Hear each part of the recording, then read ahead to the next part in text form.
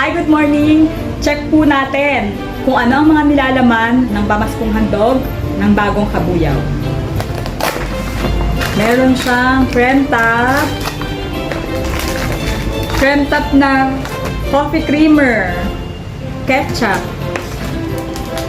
kape para sa pamilyang Pilipino, Eden cheese,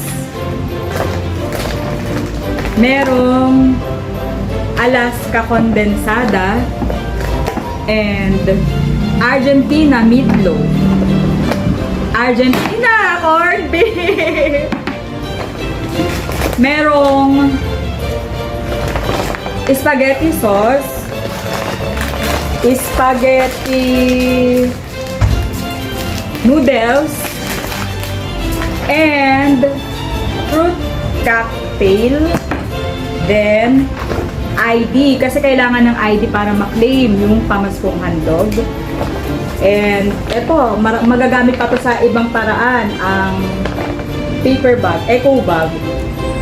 Pangalawang beses ko na naka-receive ng ganito na pamasko galing sa gobyerno ng Kabuyao, 2022 and 2023 this year. Last year, ang nakuha ko ay pamaskong handog lang.